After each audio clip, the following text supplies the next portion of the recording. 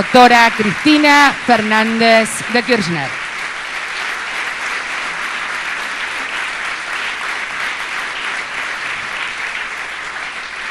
Bueno, muchísimas gracias. Gracias, querida. Yo también, de corazón, de acá. Muy buenos días a todos y a todas. Hola, ¿cómo están? Gracias, querida, muchas gracias. Bueno, muchas gracias. Y conocerte también. Gracias, gracias, muchas gracias. La verdad que hoy estamos presentando este programa Argenta. Me iban a traer ahí la tarjetita un poquito más grande, la mía. Yo no la voy a usar.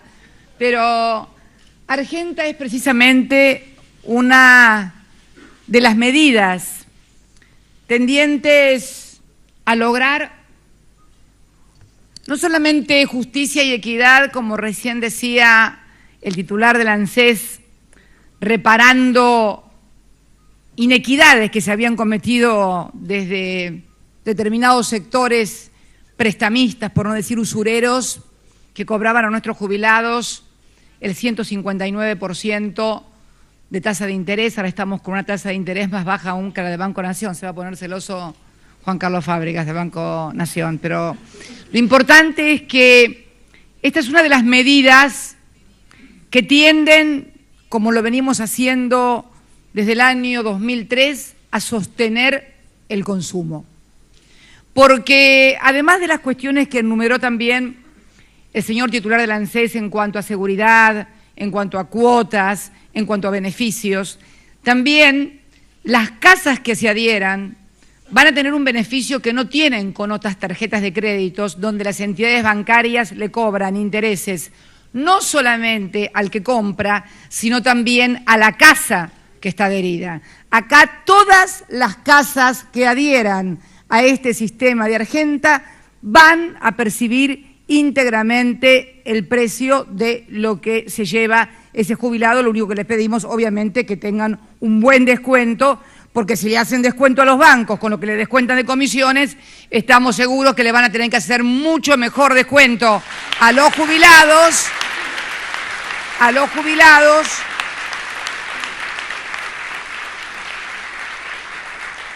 porque, bueno, porque van a cobrar íntegramente y seguramente más rápido en la ANSES que en los bancos. No es que uno critique el sistema financiero, pero bueno. Esta también es otra de las medidas que conjuntamente con la que anunciáramos hace poco en el Museo del Bicentenario, y que es el programa de viviendas, que ya anuncio que el primer sorteo para todos los inscriptos, no para todos, pero para una parte va a ser, ¿no es cierto?, para una parte de los que ya tengan totalmente en orden los papeles, el primer sorteo de las casas para los que tienen terreno se va a hacer el viernes 20 de julio. Este va a ser ya el primer día de sorteo.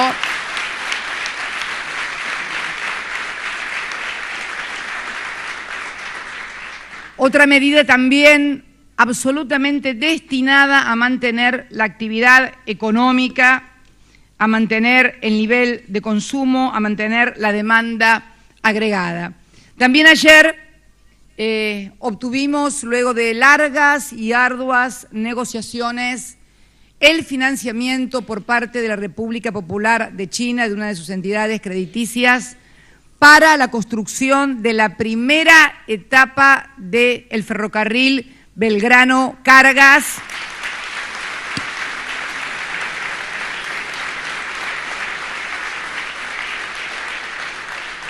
Es notable porque el primer ministro chino, que es el segundo en jerarquía en China, estuvo durante 2 días en la República Argentina. Hoy sacaron algunas fotitos, pero yo me acuerdo tapas y tapas de diarios anunciando que China dejaba de comprarnos soja, que no nos querían y que nos habíamos caído del mundo. Y lo tenemos al primer ministro chino en la República Argentina durante 2 días para hacer acuerdos que hemos logrado con agricultura y ganadería. Hemos abierto la importación del maíz para China, que no la teníamos. hemos llegado a acuerdos con el vice para préstamos y yo creo que lo más importante en materia de infraestructura también, porque estamos haciendo una obra central en infraestructura, pero central en varios sentidos. Central porque vamos a modificar el sistema de transporte de carga de la República Argentina. Sin el Belgrano Cargas, que ellos van a financiar, el costo total del Belgrano Cargas son 45.000 millones de pesos. Esta primera etapa, que son de 11.500 millones de pesos, la van a financiar en un 85%. Son 1.435 kilómetros de vías que parten desde Timbúes, Rosario, el puerto cerealero más grande del mundo, llegan a Vía Teray, Chaco, de ahí a Barranqueras, también en Chaco, que es otro puerto muy importante sobre la hidrovía, y de ahí van a la terminal C12 de Salta, prácticamente llegan hasta Bolivia, con lo cual se constituye en un punto nodal en el transporte de carga y también en la posibilidad de hacer el Plan Agroalimentario 2020, porque si llegamos a las toneladas que tenemos pensado, es imposible hacerlo en camiones porque sería una fila larga de acá a la China. Tenemos que hacerlo por la hidrovía y debemos hacerlo además por el ferrocarril Belgrano Cargas. Es la obra ferroviaria más importante desde que se fundó el ferrocarril Belgrano Cargas.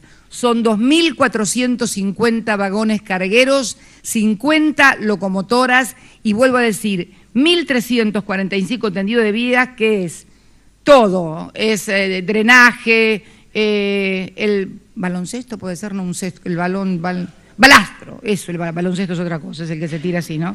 Bueno, no soy experta en una cosa y la otra. Balastro, durmientes, saben que en la Argentina no tenemos para hacer laminado de durmientes, ¿no? Tenemos que importarlos.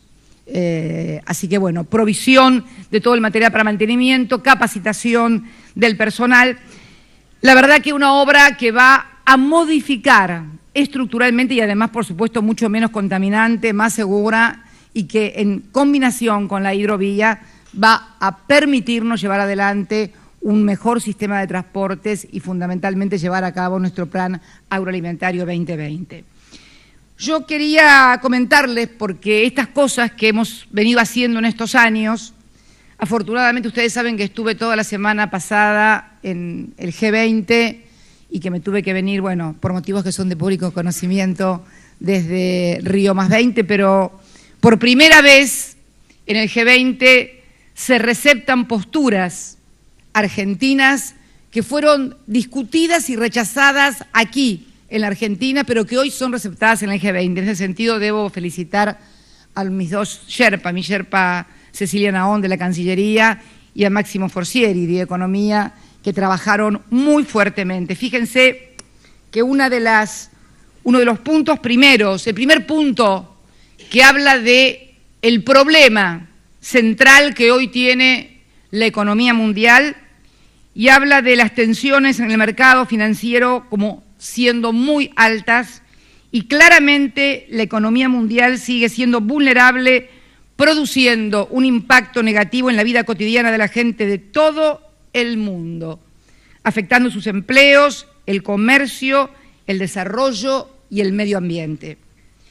Logramos también introducir en la cláusula sexta de declaraciones, muy importante, los miembros de la eurozona del G20 tomarán, porque todos sabemos que está precisamente hoy ahí focalizado el problema en la eurozona, que no es un tema menor, porque el primer socio comercial de la todavía primera economía del mundo, que es Estados Unidos, es Europa. Y el primer socio comercial de China, que es la segunda economía del mundo, y el primer exportador, también es Europa. O sea, como vemos, el mundo está en problema, aunque algunos intenten disimularlo y ocultarlo deliberadamente en la República Argentina. Esto se traduce en desempleo. Me tocó entrevistarme con los líderes sindicales de los países que integran el G20 en una situación realmente muy grave, despidos, paro del 25%, ajustes en las jubilaciones. Fíjense, hoy estamos nosotros anunciando una medida de crédito para los jubilados. mientras en otras partes del mundo están proponiendo medidas de bajar edad de jubilados, de bajar, no proponiendo, ejecutando, perdón, una cosa es proponer y otra cosa es llevar adelante. Nosotros también supimos de otras épocas en las cuales se le rebajaron el sueldo a los jubilados y a todos los empleados públicos. Son los que hoy desde el Congreso dicen que van a salvar a todos los trabajadores de la República Argentina. Pero bueno, son cosas que suceden. Los miembros de la eurozona del G20 tomarán todas las medidas necesarias para salvaguardar la integridad y la estabilidad de la zona, mejorando el funcionamiento de los mercados financieros y quebrando el círculo vicioso entre deuda soberana y bancos. Hoy, lo que para nosotros fue la explosión en el 2001, que fue la falta de sustentabilidad de una deuda pública que tenía o representaba el 130% del PBI, hoy es el problema del mundo y en especial del G20. En una conversación que tuve con el presidente del gobierno español, Rajoy, al que todos auguraban que nos íbamos a insultar o somos ambos muy educados y fundamentalmente racionales y civilizados. Así que nos dimos la mano y yo le pregunté al presidente cuál era la relación deuda-PBI, no solamente de sus bancos, sino también de las caixas. Las caixas son, no son bancos técnicamente, pero son instrumentos financieros muy importantes. Y me habló de cerca del 90% del PBI. Algo similar pasaba también con otros países, fundamentalmente lo que se denomina la periferia. Ahí me acordé de Kirchner, porque se hablaba de la periferia de la eurozona.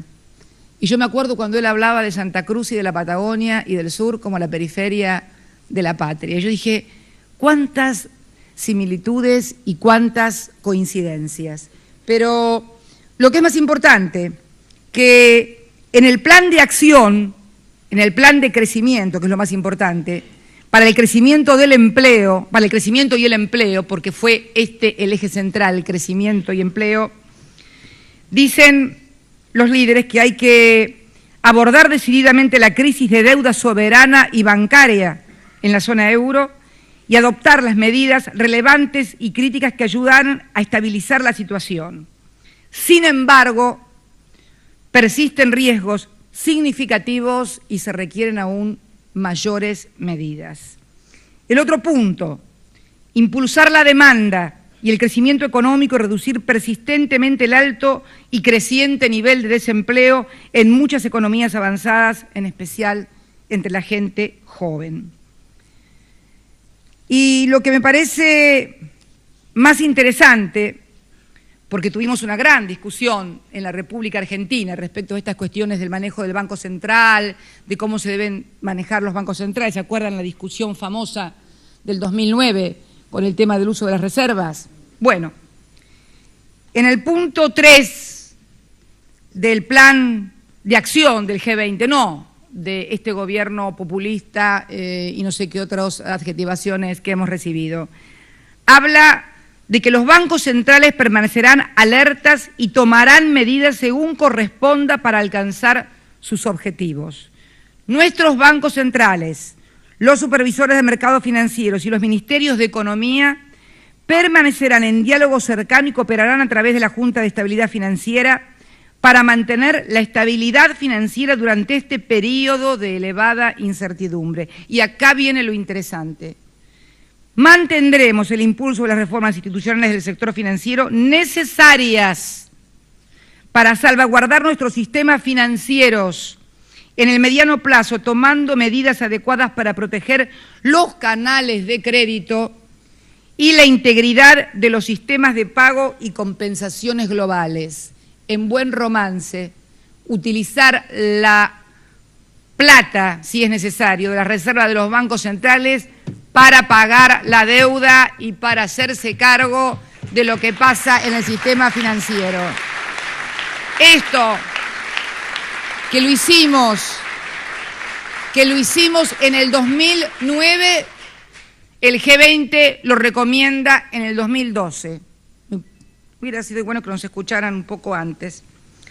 Pero sigue, y aquí sí me llena de orgullo porque dice el punto 5, si las condiciones económicas se deterioraran significativamente, Argentina, Australia, Brasil, Canadá, China, Alemania, Corea y los Estados Unidos estarán preparados para coordinar e implementar medidas adicionales para sostener la demanda, teniendo en cuenta las circunstancias nacionales y sus compromisos. Los que decían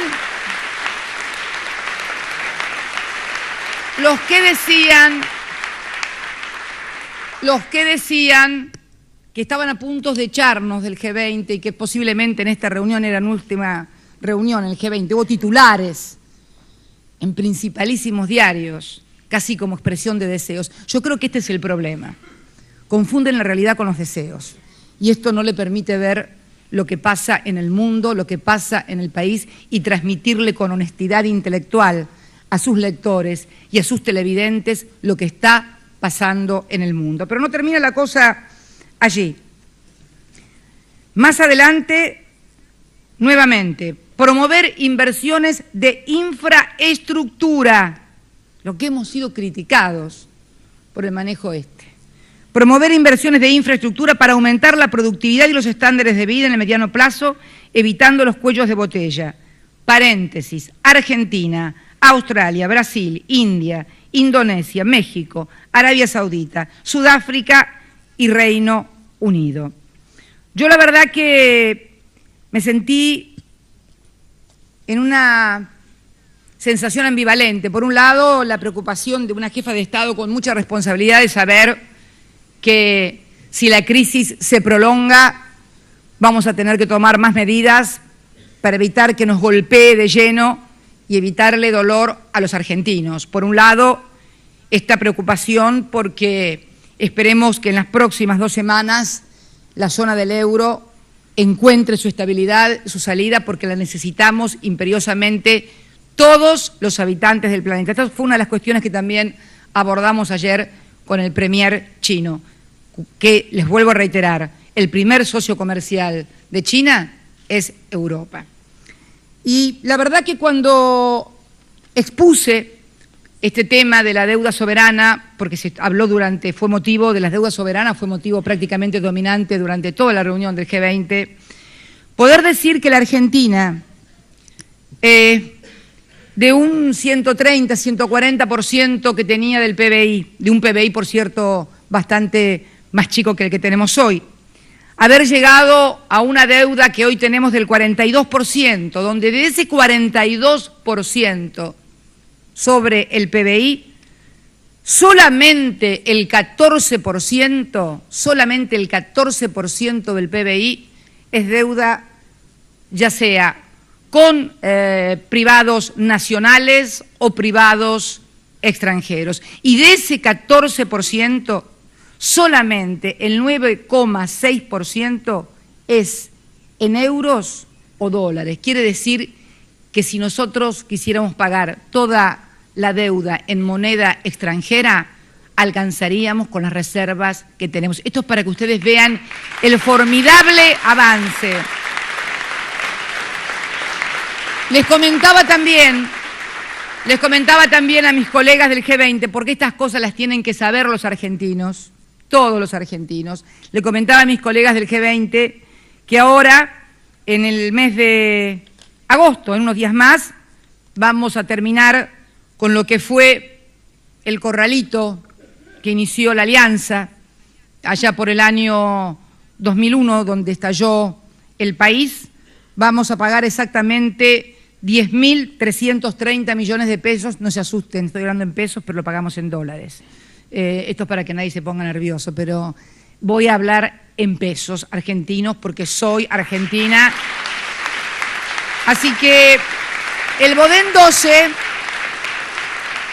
12, que se paga en dólares, son exactamente 2.281 millones de dólares y que pagaremos en agosto, representa para nuestras finanzas 10.330 millones de pesos. Y en diciembre estaremos pagando el cupón del PBI, que eso es la deuda que también deuda reestructurada deuda que recibimos, que reestructuramos en el 2005 y que luego volvimos a reestructurar el resto durante mi gestión. Una fue durante la gestión de Néstor y otra de la gestión mía. Bueno, ahí tenemos que pagar 15.560 millones de pesos, que equivalen a 3.435 millones, no de dólares todos, porque una parte es en dólares y otra parte es en pesos. La parte en dólares obviamente la pagaremos en dólares, para eso tenemos reservas y para eso las cuidamos, entre otras cosas, y la otra parte que corresponde en pesos. Por eso quería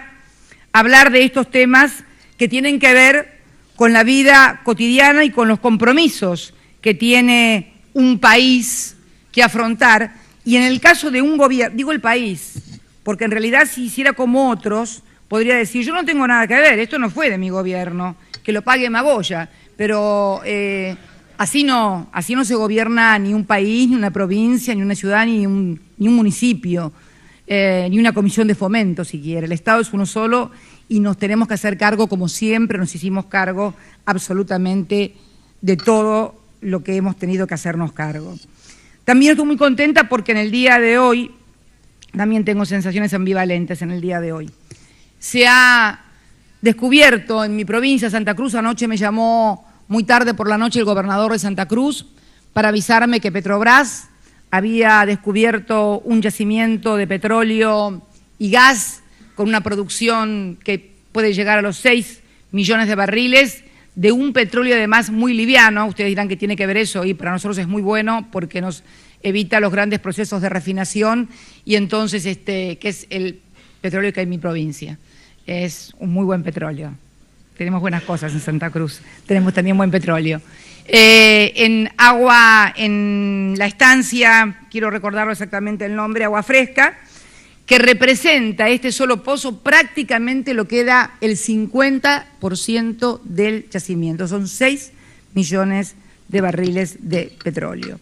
Bueno, yo les contaba que en eso estaba ya en el G20, contenta y ansiosa por venir a la Argentina para contar las cosas buenas, para seguir adelante con este programa de viviendas, porque estábamos preparando desde hacía tiempo, conjuntamente con el Correo, con Aerolíneas, con la ANSES, este crédito, esta suerte de tarjeta para nuestros jubilados y pensionados, para que puedan estar más seguros y puedan también contar con un adicional a las jubilaciones, que por cierto, hoy tenemos la cobertura previsional más alta de Latinoamérica, yo creo que de América, con el 95, Diego, ¿no?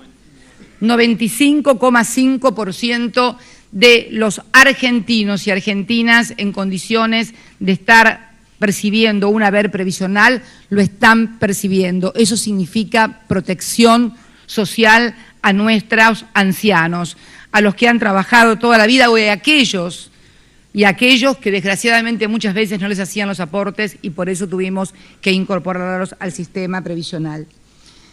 En eso estaba cuando tuve que volver al país, porque se había declarado una huelga de combustibles con toma o bloqueo de refinerías que nos colocaba en un paro general. No hace falta ser muy inteligente para saber que cuando uno para el suministro de combustibles, para el país, todo funciona a combustible. Usted tiene gas, usted tiene luz en su casa porque las usinas funcionan a combustible, y el gas también puede ser extraído de los pozos porque se trasladan camiones a combustible. O sea, no hace falta que explique lo que es absolutamente claro.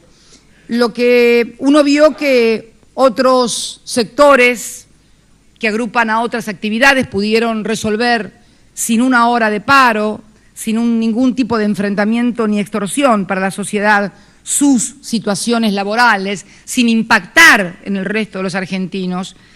Y la verdad que con las cosas que luego pasan y están pasando, como también tuve que venir porque se había tomado un yacimiento en la provincia de Chubut, el yacimiento de petróleo más importante, que es de la provincia, como todos los yacimientos petrolíferos son de las provincias luego de la Constitución del 94, nos requirieron la presencia de la Gendarmería por parte de una jueza que habló con la señora ministra de Seguridad, y allí fueron los gendarmes a prestar el servicio de seguridad que en realidad debía prestar la policía de la provincia, porque se trata de bienes provinciales y porque, bueno, creo que cada gobernador también tiene que hacerse cargo de la seguridad de su provincia, y también si las concesiones fueron otorgadas por el gobierno de la provincia y los yacimientos son del gobierno de la provincia, está claro que entre la empresa y el gobierno de la provincia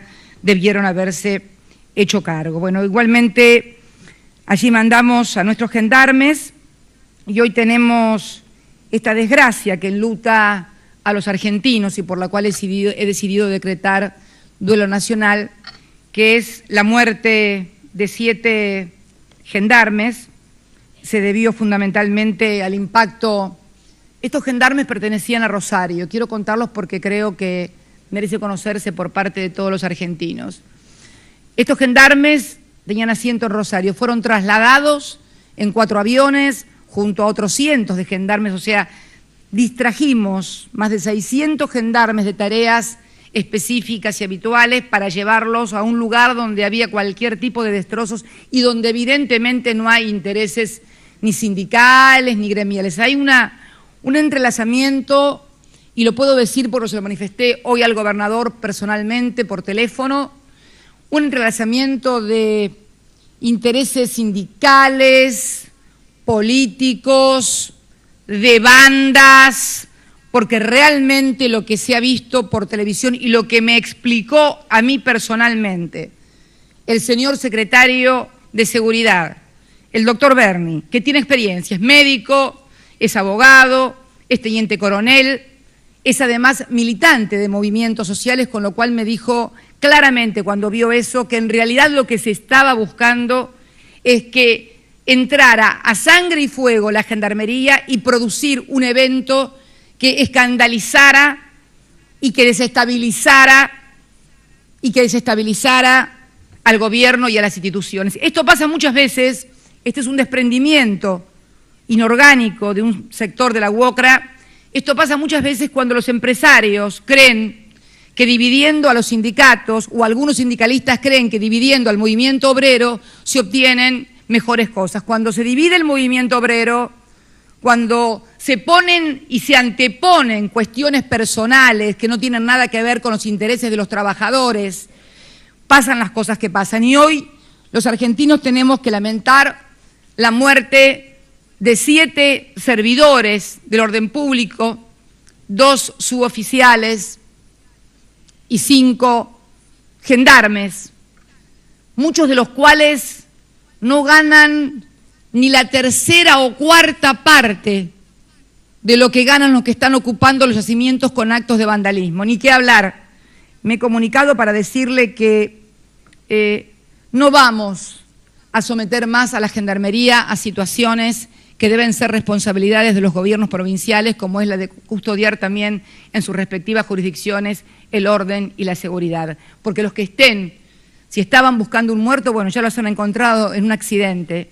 7 personas que eran trasladadas desde allí, ¿para dónde? Para Mendoza, para cubrir la seguridad de lo que va a ser la cumbre del Mercosur y la cumbre de la UNASUR, y que impactaron contra un camión. Aparentemente el conductor se durmió, habrá estado muchas horas arriba del camión, también falleció el conductor del camión y fallecieron los 2 conductores de los micros que conducían a los gendarmes y que eran prestados por la empresa. Por eso yo quisiera también hablar que he dado instrucciones porque no quiero, me tocó ver escenas cuando llegué al país el día jueves, creo que llegué, ¿no? Jueves, miércoles a la noche. Me tocó ver este fin de semana escenas realmente que creí que los argentinos debíamos haber superado. Deberíamos haber superado porque realmente esta Argentina que ha generado 9.159.186 puestos de trabajo. Este es el número de trabajadores registrados que tiene la República Argentina. 9.159.000 trabajadores que generan una masa salarial en total de 62.389 millones de pesos, pero se distribuye de una manera porque yo quiero hablar hoy a todos los argentinos, a todos, a los 40 millones, con total sinceridad y honestidad. Nosotros los peronistas, y aquí me asumo como perteneciente y militante toda la vida en el peronismo, un peronismo que ha tenido también en su mismo seno ideas diferentes. Te veía, ¿dónde estás, Cuervo? Te veía hoy con, también me voy a acordar hoy de Darío Santillán y Maxi Costecchi, que hoy se cumplen, qué Argentina digo yo, ¿no? Cuando a Néstor la recibió, los que se morían por situaciones de violencia eran trabajadores sociales o miembros de las organizaciones sociales. Hoy en la Argentina tenemos que lamentar la muerte, ya lo hicimos con Sayago, policía que murió en Santa Cruz cuando lo mataron a palos, sectores del sindicato que estaban enfrentados y que querían ocupar también el yacimiento, lo mataron a palos. Qué Argentina diferente, ¿no? En aquella Argentina pedían trabajo y cortaban los puentes, y en esta Argentina los que han logrado trabajo y tienen sueldos muy superiores al resto de los argentinos provocan situaciones que terminan como la muerte de Sayago con el desgraciado accidente de 7 gendarmes muertos. Qué Argentina tan diferente y qué injusta realmente la actitud de algunos, qué poco solidaria con lo que han logrado. Yo quiero dirigirme a todos los argentinos para decirles que hay 9 millones de argentinos registrados. Tenemos un 32% que está sin registro, está trabajo en negro, más un 7% de desocupación. Porque está muy en boga este tema, el tema del impuesto a las ganancias, que en realidad, más que impuesto a las ganancias, es un impuesto a los altos ingresos que existe en todas partes del mundo. Y yo quiero decirles que, de acuerdo a nuestros archivos, a la información que contiene el CIPA, que contiene la Administración General, la FIP, solamente de esos 9.159.000, el 19% paga impuesto a las ganancias o a los altos ingresos. El 81% de los trabajadores, 81% de los trabajadores no llega a los mínimos imponibles. Estoy hablando de los registrados, vuelvo a reiterar, tenemos un 32% en negro y tenemos un 7% de desocupados que están cubiertos con la asignación universal por hijo, que cubre a 3.800.000 pibes y 1.800.000 familias. Estoy hablando de los que tienen la suerte de tener trabajo, obra social, jubilación asegurada, PAMI, etcétera, etcétera. ¿Cómo se reparte? Porque yo empecé a hablar de los peronistas. Los peronistas siempre dijimos el 50-50, que queríamos llegar al 50% del capital y 50% del trabajo. El problema es que estamos llegando al 50% en el trabajo. El problema empieza ahora cómo se distribuye ese 50% dentro de la propia masa de los trabajadores. Uno diría, bueno, van a ganar más los que tengan mayores capacidades, los que hayan estudiado más, los que sean más necesarios, ganarán más los médicos de hospitales, los investigadores del CONICET, los profesores de las universidades. Bueno, no, lamento informarles que no es así. Muchas veces los salarios se obtienen por la capacidad de presión, esto es, de cuánto puedo amenazar y perjudicar a la sociedad para obtener un determinado salario. Y acá está la gran madre del dorrego, como decía un amigo mío. De estos 62.000 millones de masa salarial registrada, el 19% de los trabajadores se queda con el 41%. Y el 81% de los trabajadores se queda con el 59%. Con lo cual, me parece que sería muy interesante comenzar a discutir en la Argentina que esto de hacer socialismo con la plata del Estado y de los demás, pero cuando te vienen a tocar la tuya, te convertís en el liberal más acérrimo, me parece que hay que rediscutirla, sobre todo si te querés seguir llamando peronista.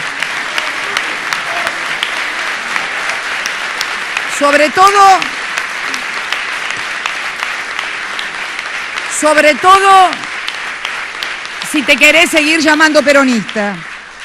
Pero me olvido de algo. Además de esto, todos, desocupados, no registrados, registrados, con ingresos altos, con ingresos bajos, todos están subsidiados en transporte, en luz, en gas, en agua y en combustible. Los abogados laboralistas, aquí veo al doctor Héctor Recalde sentado, le agradezco su presencia, los abogados laboralistas y los que no son laboralistas también, dicen a esto salario indirecto, que es la otra parte del salario que no te la paga el empleador, sino que te la paga el Estado o cualquier otro sector a través de subsidios como son a los transportes, reitero, que son en el orden. ¿Dónde está Julio Devido? Ahí. Julio, estamos en el orden de los 50.000 millones entre transporte. 50.000 millones, ustedes vayan sumando, los 50.000 de los subsidios, los 15.000 de fin de año, los 13.000 de agosto, más unas cuantas, más todo lo que es la infraestructura y la obra pública. Y entonces me puse atentamente a solicitarle al señor administrador de la FIP que me informara cómo era este tema. Y la verdad que cuando uno ve las cifras, por ejemplo, en una remuneración bruta mensual de 10.000 pesos, porque hay una creencia de que prácticamente el Estado le arrebata a cada trabajador millonadas. Yo quiero decirles a ustedes que, por ejemplo, en una remuneración bruta mensual de 10.000 pesos de un empleado soltero, el primer descuento no es el de ganancias. El primer descuento se integra por los aportes personales del trabajador. ¿Qué se integran? Por 11% de jubilación, 3% para la obra social, 3% para el PAMI y la cuota sindical que cada sindicato le descuenta a los trabajadores, que oscila entre el 1,5 y el 2,5 o el 3 según los sindicatos. Todo eso conforma el 17% que se descuenta primero, y sobre el remanente recién se aplica el impuesto a los altos ingresos. Quiero también recordar el tema de la abolición de la tablita de Machinea, que importó un costo fiscal muy fuerte. Nosotros no lo vimos como costo fiscal, lo vimos como una inversión con el tema de sostener la demanda agregada, de darle mayor poder adquisitivo. Además, otra cosa, estamos hablando del salario, del mejor salario de toda América Latina, no solamente en términos nominales, sino en términos de poder adquisitivo. No solamente es el salario más alto, sino que es el que más cosas se pueden comprar con ese salario respecto de todos los demás países de Latinoamérica. En este caso de un empleado soltero, reitero, de 10.000 pesos, los aportes personales, sindicato, obra social, jubilación, son 1.700 pesos. Y el impuesto a las ganancias, como no tiene mujer ni hijos, es de 402 pesos. Vamos al mismo caso en el caso de un casado con 2 hijos, remuneración bruta mensual, 10.000 pesos. El descuento es el mismo, pero el impuesto a las ganancias es de 29 pesos. ¿Por qué? Porque obviamente hay toda una descarga a partir de los 2 hijos y de la mujer. Le pedí que me hiciera otro ejercicio, que es el ejercicio de el más bajo, de dónde está hoy colocado el mínimo no imponible. El mínimo no imponible que venimos modificando todos los años, además, salvo en el año 2009, que fue el año de la crisis, donde tomamos medidas que necesitábamos cuidar necesariamente las cuentas fiscales porque necesitamos seguir inyectando dinero del Estado al mercado ante la crisis mundial. En el año 2009 no se modificó el mínimo no imponible. Hoy estamos en una crisis, si no parecida, casi igual a la que se vivió después de la caída de Lehman Brothers. Le pedí que me hiciera el cálculo sobre lo mínimo. Remuneración bruta mensual de 7.000 pesos de un empleado soltero. En este caso, también un 17%, el descuento es 1.190 y el sueldo neto antes de descontarle ganancias es de 5.800 y el impuesto a las ganancias es 3 pesos. En el caso de una remuneración bruta mensual de 9.700 pesos, ¿por qué digo 9.700 pesos? Porque hoy el mínimo no imponible para el casado con 2 hijos es de 9.700 pesos. Si cobras por abajo de 9.700 pesos, no tenés impuesto a los altos ingresos. En este caso, un trabajador 9.700 pesos estaría tributando aportes personales, reitero, obras sociales, cuota sindical, jubilación, PAMI, 1.649 e impuesto a los altos ingresos 5 pesos. Realmente estas cifras, con la otra que me impactó, que es la redistribución dentro de los propios trabajadores, de cómo un 81% solamente tiene el 59% de la masa salarial y cómo un 19% tiene el 40% de la masa salarial, nos habla de que no podemos caer en otra inequidad, porque no puede haber dentro de los propios trabajadores y dentro que también deberíamos analizar el otro 50% para ver cómo se distribuye entre las empresas, porque también sería interesante saber cómo el otro 50% está distribuido, porque las pequeñas y medianas empresas son las grandes generadoras de trabajo. Al mismo tiempo, la Argentina, a través del Ministerio de Trabajo, hoy está implementando, no hoy, estamos haciéndolo desde el año 2008. Me acuerdo que cuando se armó el lío en Estados Unidos lo llamé a Carlos Tomada y le digo, Tomada, tenés que armar algo urgente para ayudar al sector porque va a haber despidos y no va a haber problemas, y salió el programa Repro.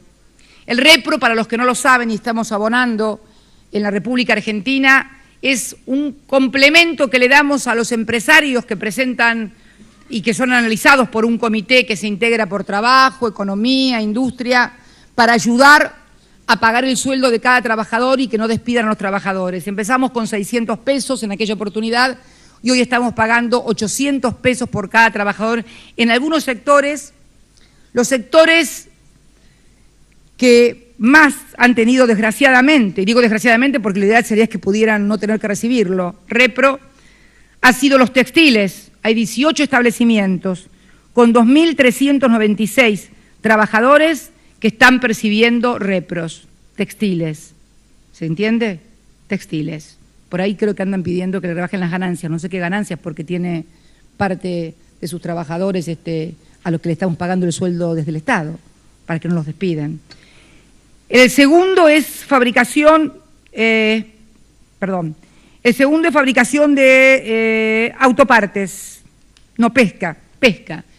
3 meses de huelga el puerto por no llegar a un acuerdo entre las pesqueras y los trabajadores de Mar del Plata. El tercer sector que estamos ayudando es pesca, con 54 empresas pesqueras, con 3.080 trabajadores cubiertos con Repro. Hemos también reducido los derechos de exportación de determinadas especies y, bueno, que me encuentren ustedes a ver si hay algún empresario pesquero pobre o quebrado.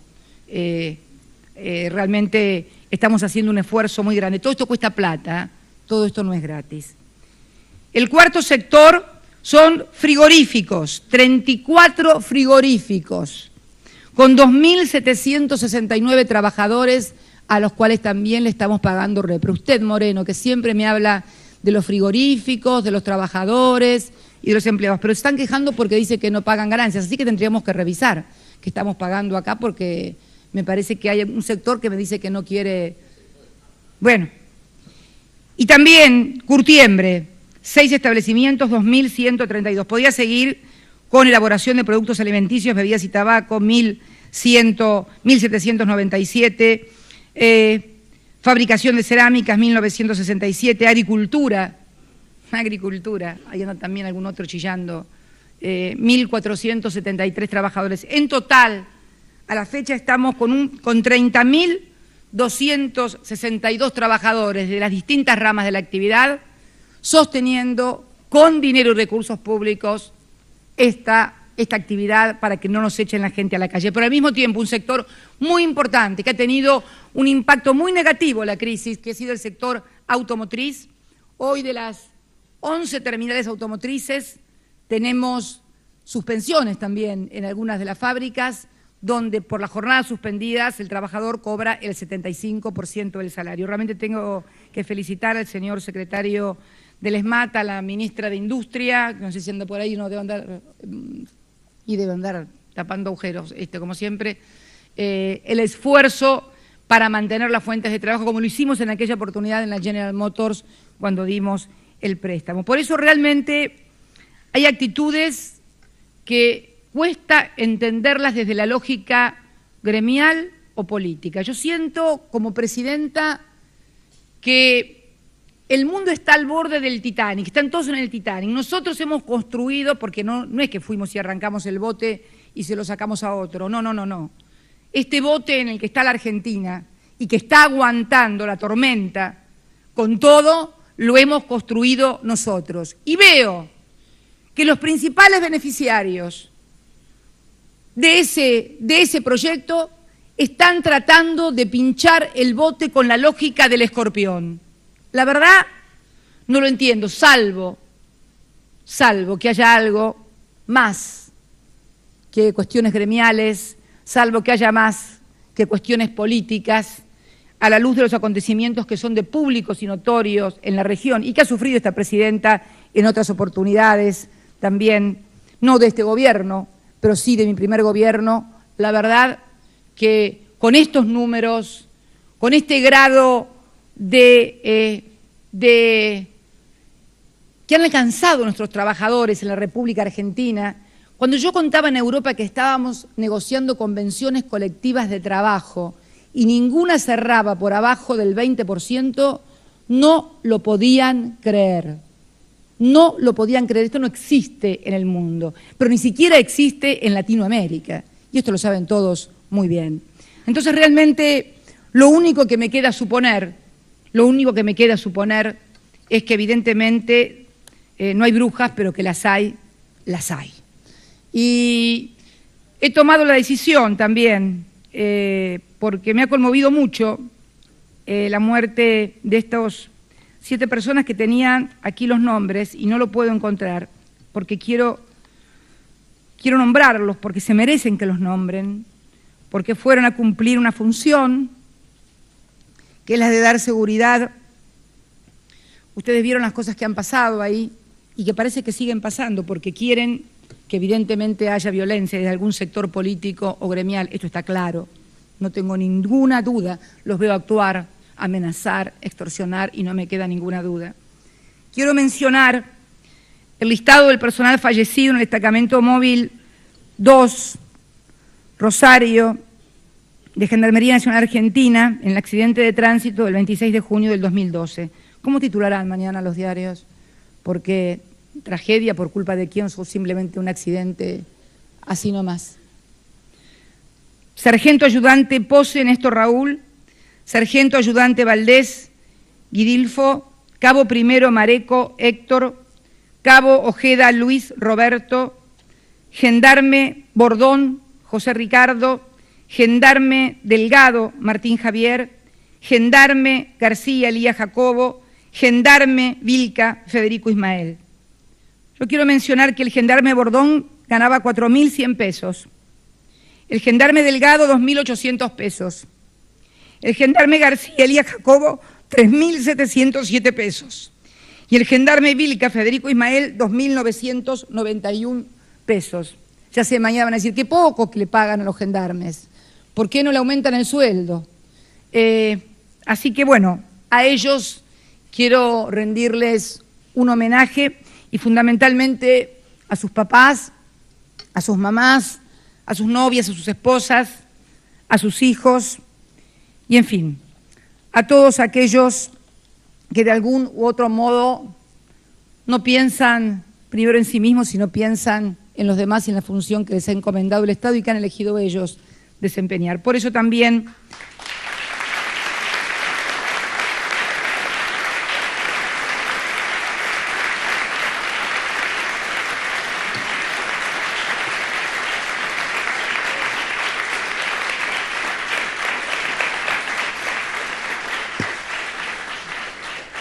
Por eso también he dispuesto que en el día de mañana, dado que habrá una movilización en la Plaza de Mayo, he comunicado al señor secretario de Seguridad y a la señora ministra de Seguridad que por favor en los lugares en donde transiten los trabajadores no haya personal de seguridad, solamente habrá personal de seguridad custodiando la Casa de Gobierno, ya que se va a hacer aquí enfrente, porque creo que no es justo tampoco que los trabajadores, porque de última son trabajadores, serán policías, a algunos no les gustarán menos, pero son policías, son trabajadores, tengan que ser insultados, escupidos o empujados, como lo hemos visto en los últimos tiempos. Así que estas son las instrucciones que ha dado la presidenta, y le pido también a los jueces que por favor, porque los gendarmes estos fueron convocados por la jueza federal de Comodoro Rivadavia, que van a tener que procesarme a mí, porque no voy a permitir que ningún gendarme salga más a cuidar, a que ningún gendarme...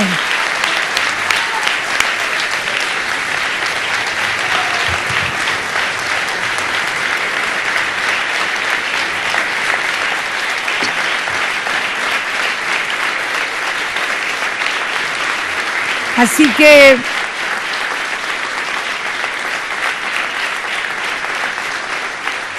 les pido también a los señores jueces inmiscuirme en sus tareas que les son propias y totalmente independientes, que las fuerzas federales están para cuidar y custodiar los bienes que son federales, y cada gobernador y cada fuerza de seguridad provincial deberá encargarse de custodiar, porque no es justo que mueran 7 personas para cuidar un yacimiento petrolero multimillonario y sueldos que también son de los más altos que cobran, forman parte de ese 19% que se queda con el 40%.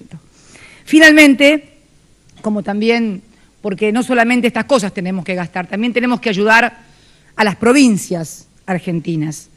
En el día jueves seguramente nuestro ministro de Economía me va a elevar la propuesta de ayudas que han solicitado algunas provincias, fundamentalmente la provincia de Buenos Aires. También he visto numerosos títulos. La verdad, yo quiero comentarles a todos los argentinos y a todas las provincias argentinas que en el año 2011 los fondos transferidos nacionales a la provincia de Buenos Aires por coparticipación, por obra pública, por jubilaciones, por subsidios, en fin, todo lo que significa ejecución del presupuesto nacional. La coparticipación, como ustedes saben, es automática, derrama automáticamente. Fue para la provincia de Buenos Aires de 136.296 millones de pesos, un 130% más que el presupuesto total de la provincia.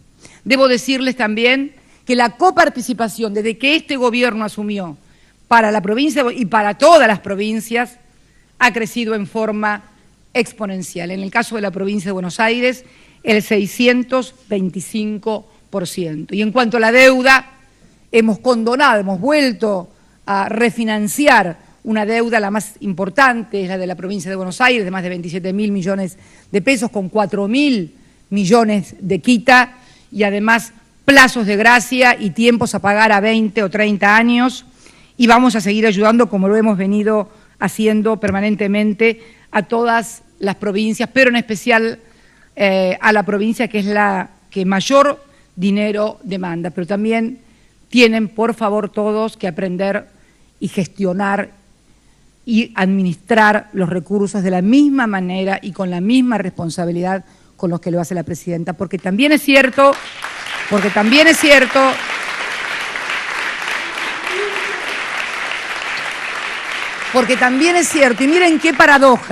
y miren qué paradoja, hay provincias como por ejemplo Formosa, Salta, Santiago del Estero, La Pampa, no me quiero olvidar de ninguna, otras, muchas, no le solicitan al gobierno nacional ni un solo peso para pagar sus salarios y sus gastos corrientes. Curiosamente, muchas de estas provincias eran las que durante la convertibilidad Cavallo las había catalogado como provincias inviables. Debo decir que la provincia de Santa Fe tampoco recibe ninguna transferencia para sus gastos corrientes, más allá de las obras y de todo lo que se hace indistintamente en cada territorio. Así puedo hablar de la provincia de San Luis. No quiero olvidarme de nadie porque sería por allí injusto, la provincia del Chubut, etcétera, etcétera.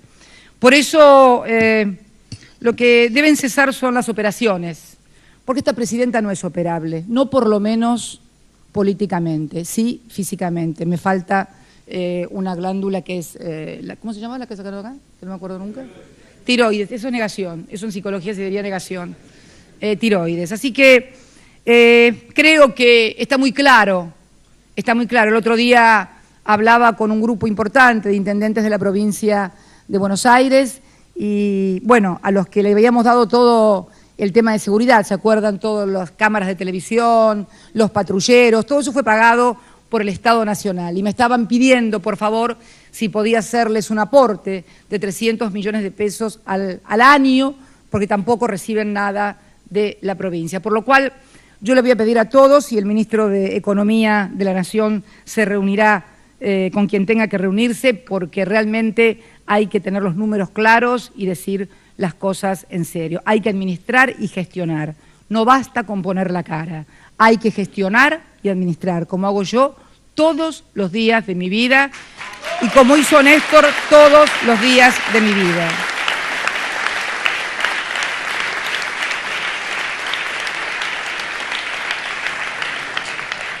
Y finalmente, pedirle a todos los argentinos, a los 40 millones de argentinos, pero especialmente a aquellos que tienen la suerte de tener un trabajo registrado, también a los empresarios, porque esto que está pasando también en Cerro Dragón también es parte de responsabilidad empresarios, empresarios que han ganado miles de millones de dólares, con contratos que recién se extinguen en el año 49 hasta la extinción del yacimiento.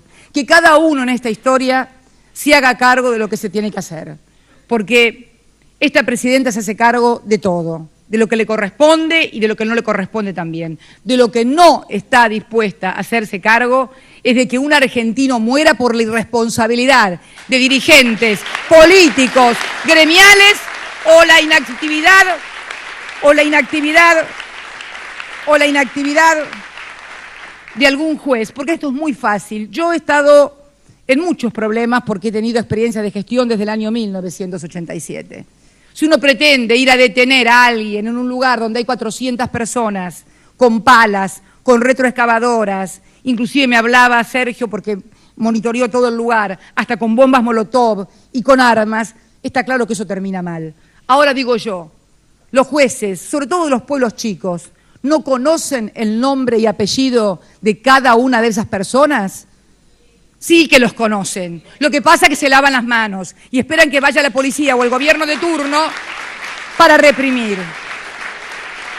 Porque no se puede. La policía no está para reprimir trabajadores. La policía en todo caso está para cuidar la seguridad de los ciudadanos. Y si hay algún trabajador o dirigente sindical, que en realidad yo no creo que sean trabajadores, porque la verdad que nunca he visto trabajadores romper sus instrumentos de trabajo. ¿Quién rompe su instrumento de trabajo? ¿Han visto algún torneo romper la matricería, el torno con el que trabaja, a un colectivero prenderle fuego al colectivo? No, porque es su instrumento de trabajo. Por eso digo que tienen que tener todos la responsabilidad y asumir la responsabilidad. Como los conocen y saben quiénes son, que procedan, pero no cuando están todos en masa, donde todo termina mal, sino cuando tienen que hacerlo, saben cómo hacerlo. Soy abogada y sé que saben cómo hacerlo, por lo tanto tienen que también ser parte de un dispositivo y de un mecanismo que en lugar de alterar el orden y promover el enfrentamiento, desarmen los conflictos. De eso se trata, de desarmar los conflictos. Y en esto tenemos responsabilidades todos. Yo he tratado de desarmar el conflicto de la Argentina. Lo intentó primero Néstor, porque hoy también se cumplen años de lo de Costecchi y Santillán. Me acuerdo aquel 26 de junio. Y para terminar con esto, y con un recuerdo hacia ellos dos. Veía tu foto, Cuervo, te dije, no, estoy media vieja, te lo repetí 2 veces ya, sí. Estabas más joven vos ahí también. Estabas con Darío. ¿Quién era el otro? Ah, ¿y dónde estaban? En Bursaco. Ah, el aniversario del Cordobazo. Estabas haciendo lío ya también ahí, ¿viste? Qué tipo, che. Zurdo te dirían algunos. Dios mío. Sí, porque vi algunas otras fotos también del año 74, de algunos otros dirigentes que andaban cazando zurdos. Pero bueno, así son las cosas. Los archivos fotográficos son implacables, implacables. Néstor vino para solucionar el gran conflicto de la Argentina. ¿Cuál era el gran conflicto de la Argentina? Era esa que tenía miles de argentinos cortando puentes. Era el movimiento piquetero que había surgido en Neuquén en el año 95, con quien hoy es el intendente de Cutralcó, ahí en Cutralcó. Él vino a desarmar ese conflicto que había culminado trágicamente esa mañana del 26 de junio. Yo me acuerdo el otro día, el 27, cuando me levanté y leí el editorial del diario La Nación. Yo les recomiendo a que entren en Google y busquen el editorial de La Nación del día siguiente, cuando relata casi épicamente la actitud de quienes luego resultaron ser asesinos a mansalva de estos dos militantes sociales. Él vino a desarmar ese conflicto. Él siempre me decía que cuando entró en la Casa de Gobierno cerró la puerta de ahí del despacho y se vio que estaba solo, la plaza llena de gente gritando todo el santo día, todas las rutas y los puentes cortados porque no había trabajo en la Argentina, porque teníamos al Fondo Monetario Internacional sobre nuestra cabeza, porque no había esperanzas ni ilusiones. Y se propuso una Argentina en la que todos pudieran tener un trabajo. Y yo me propuse luego, cuando me tocó ser presidenta, que aquellos que no tenían trabajo por lo menos recibieran del Estado una ayuda, como la asignación universal por hijo, que la hemos logrado a partir de haber retomado el control de la administración de los recursos de los trabajadores. Nos hemos comprometido ambos con una Argentina en donde se desarmen los conflictos por la miseria y el hambre de la gente. Y resulta ser que hoy nos encontramos con una Argentina donde los conflictos no se arman porque la gente tiene hambre o porque la gente tiene un problema, sino porque tal vez, bueno, les parece que es una injusticia contribuir con algo de lo que ganan para que podamos seguir sosteniendo las obras públicas en la provincia de Buenos Aires y en el resto del país.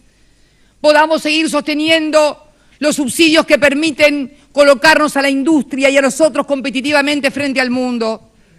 Lograr los recursos para pagar la deuda que otros armaron de argentinos y de extranjeros. Lograr los recursos para pagar a nuestros jubilados.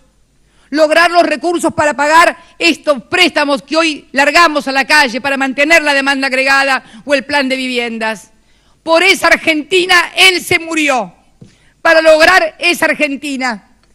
Y parece ser que solo somos merecedores de agravios, descalificaciones e insultos. Si alguien espera que yo responda un solo insulto, un solo agravio o una sola descalificación, esperen sentados, porque no lo voy a hacer.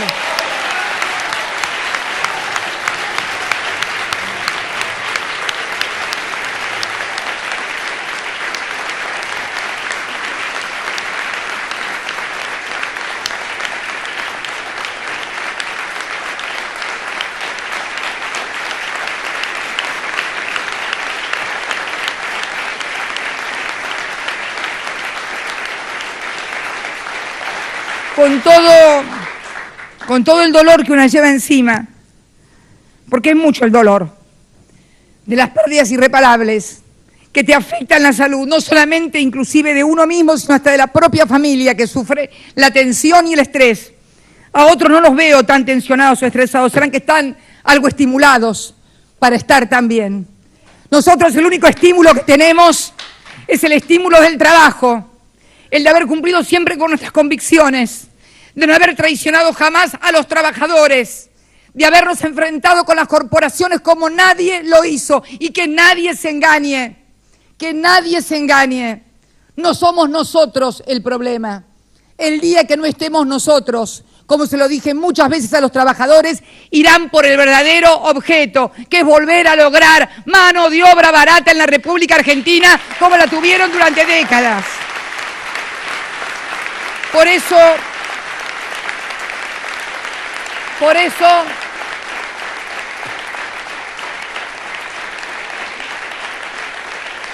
quiero llevarle a todos los argentinos la tranquilidad de que esta presidenta va a seguir trabajando incansablemente y todos los días.